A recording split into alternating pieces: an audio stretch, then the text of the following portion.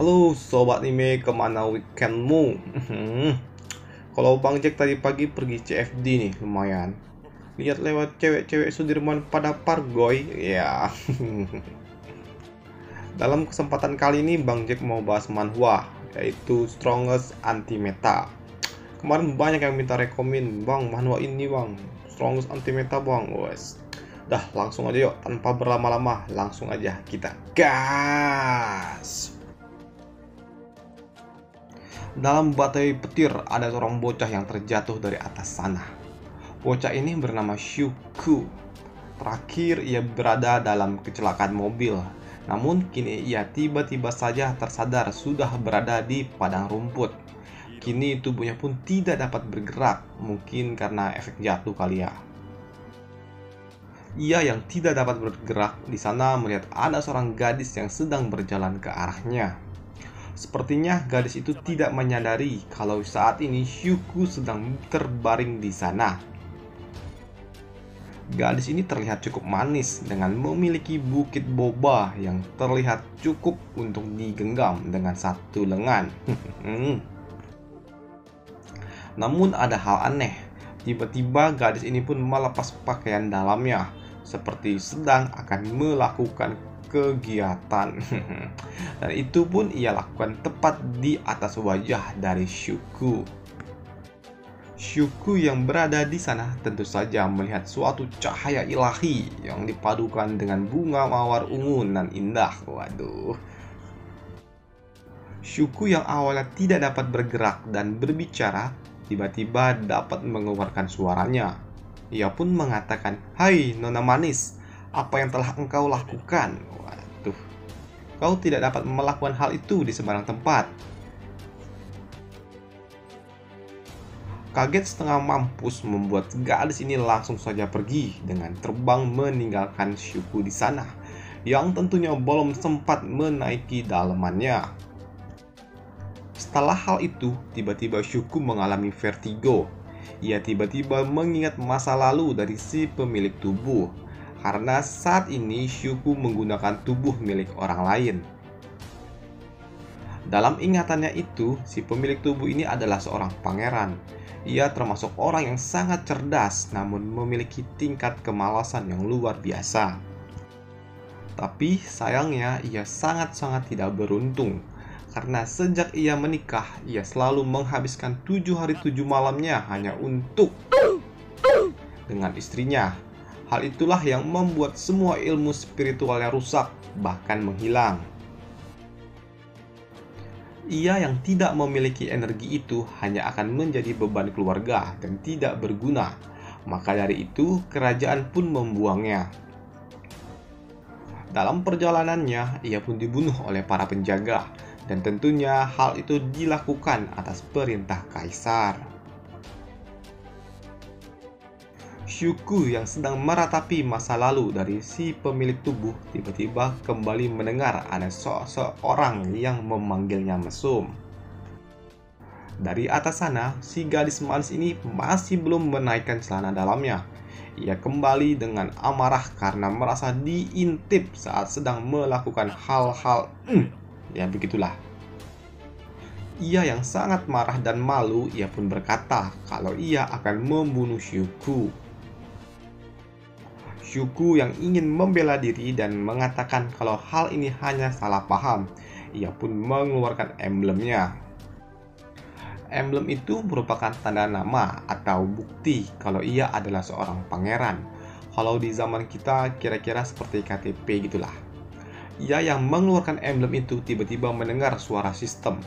Sistem ini dibuat untuk membantunya menguasai dunia. Sistem ini siapakah yang buat? Mana Bang Jack tahu? Mungkin berkah dewa atau gimana gitu kan? Melihat emblem itu membuat si gadis ini pun sedikit menghentikan langkahnya.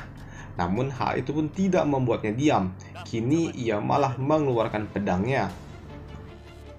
Melihat Shuku yang menghina kaisar membuat gadis ini pun bingung. Mana mungkin seorang pangeran menghina kaisar? Gadis ini pun mengayunkan pedang ke arah Shuku. Tapi serangan pedang itu pun dapat dihentikan dengan mudah. Shu yang juga tidak tinggal diam, ia pun kini menyerang kembali gadis itu. Dan gadis itu pun berhasil tertangkap dan diikat menggunakan sihirnya. Melihat ada gadis cantik dan seksi dan terikat, membuat pikiran lelakinya muncul. Wajarlah laki-laki. Ia yang ingin. Tiba-tiba dihentikan oleh suara nenek-nenek. Ternyata ini berasal dari nenek-nenek dan dua penjaga botak lainnya. Melihat anak muridnya bakal membuat si nenek kesal. Ia ingin menghukum Shu dengan menembakkan api merah ke arah Shu. Tapi Shu, si kang cabul ini, dapat menghindarinya. Si gadis ini pun melaporkan kalau pria di sana mengaku-ngaku dirinya seorang pangeran. Mendengar itu, si nenek pun memberikan suatu cambuk emas terhadap gadis ini. Ia meminta gadis ini untuk menghukum MC kita. Gadis ini memang cukup terampil dalam menggunakan cambuk itu, dan hampir saja berhasil menangkap MC kita. Shu yang hampir saja terkena cambuk itu, ia mengeluarkan jimat merahnya, yang membuat suatu lingkaran sihir yang membuatnya kini teleport ke tempat lain. Kini, Shu pun berada di suatu tempat yang tidak ia ketahui. Ia yang tidak tahu ini di mana, ia pun berkeliling untuk melihat sekitar. Dan di sana ternyata banyak sekali harta berharga. Ia pun mengambil semua benda-benda yang ada di sana dan menyimpannya di dalam ruang dimensi yang diciptakan oleh sistem. Tapi di sana ia tidak cuma sendiri. Di sana ada seorang penjaga yang memergoki Shu sedang memakan sesuatu. Pria itu pun langsung saja mengacungkan pedang kepadanya. Pria yang ingin menyerang Shu tiba-tiba terhenti ketika ia melihat Shu yang tiba-tiba saja muntah darah. Pria ini pun juga bertanya, apakah engkau memakan semua pil itu? Pil itu merupakan suatu obat yang satu buahnya saja dapat meningkatkan ki untuk 1 bulan. Dan bayangkan saja, Shu memakan 1 toples. Dalam keadaan muntah-muntah, ia melihat ada pesan sistem di hadapannya.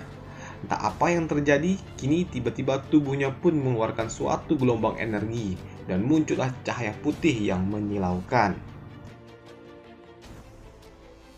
Dan tiba-tiba saja Shu berada di suatu hutan dan mendapatkan suatu buku di hadapannya. Buku ini pun membimbing Shu untuk menghancurkan titik meridiannya dan untuk mengurangi jumlah spirit ki yang berada di dalam tubuhnya. Ia pun mengikuti semua petunjuk yang ada dalam buku ini dan ia mulai menyerang dirinya sendiri untuk menghancurkan titik meridiannya yang membuatnya jatuh pingsan. Ia yang pingsan kini terbangun, sudah berada di dalam suatu gubuk. Ternyata saat ia pingsan, ia dirawat oleh seorang gadis cantik ini. Shu pun menggombali gadis itu, yang membuat gadis ini pun pergi. Kini ia pun yang sendiri melakukan meditasi untuk membuat tubuhnya kembali normal. Setelah melakukan meditasi, membuat tubuhnya kembali cukup baik. Hal itu juga membuat seluruh perban yang ada di tubuhnya terlepas. Gadis cantik ini pun kembali masuk ke dalam kamar itu.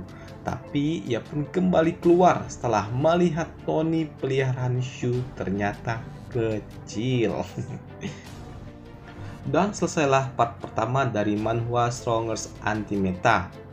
Jika respon kalian baik, Bang Jack akan bahas lanjutan dari manhwa ini sebagai selingan dari Magic Emperor. Bila tidak terlalu monoton lah sama Magic Emperor kan.